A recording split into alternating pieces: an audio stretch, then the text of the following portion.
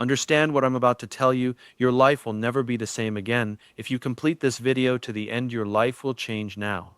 As we age, our bodies communicate with us in subtle ways through aches, fatigue, or even something as seemingly minor as an itch. While most of us dismiss a fleeting itch as dry skin or a temporary irritation, where that itch occurs could be your body's way of sounding an alarm. In seniors, chronic itchiness in specific areas has been linked to underlying health conditions that, if ignored, could silently impact longevity. Think of it like this. Your skin isn't just a protective barrier, it's a messenger. A persistent itch might be your body's version of a check engine, light a signal that something deeper needs attention. And unlike a rash or bug bite, these itches often come without visible clues, making them easy to overlook. Today, we'll uncover two critical areas where itchiness in older adults may hint at serious health concerns. These aren't myths, they're patterns recognized by doctors and researchers studying aging. By the end, you'll know how to decode these signals and take proactive steps. So let's dive in. 1. Persistent itchiness on the lower legs, a sign of circulatory trouble. The unseen danger lurking beneath the skin. At first glance, an itch on the lower legs might seem harmless, maybe just dry skin or a reaction to the weather.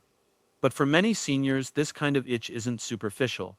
It's deeper, more persistent, and often worse at night. Unlike a rash or bug bite, there's no visible redness, no bumps, just an incessant need to scratch. And that's the problem. When there's no obvious cause, people tend to ignore it. But what if that itch is your body's way of saying your circulation is in trouble? How poor circulation triggers the itch.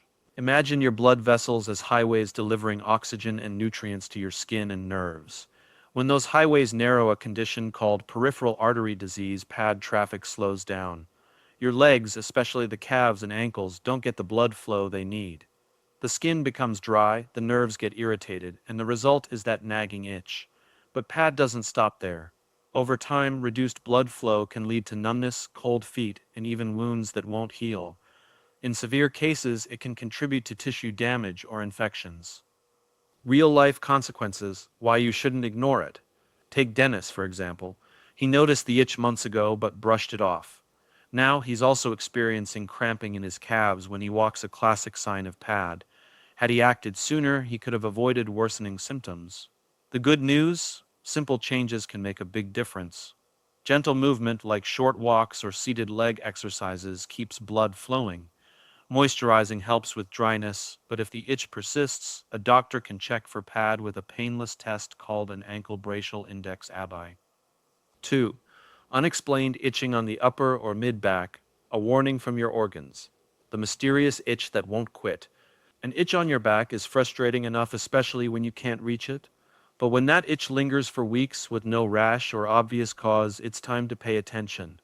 For many older adults, this kind of itch isn't a skin problem at all. It's a systemic issue, often tied to the kidneys or liver. These organs are your body's detoxifiers, filtering waste from your blood.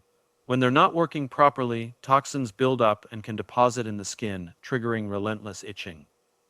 How kidneys and liver play a role. Think of your kidneys and liver as your body's cleanup crew. When they're overworked or damaged, say, from chronic conditions like diabetes, high blood pressure, or fatty liver disease, they can't remove waste efficiently.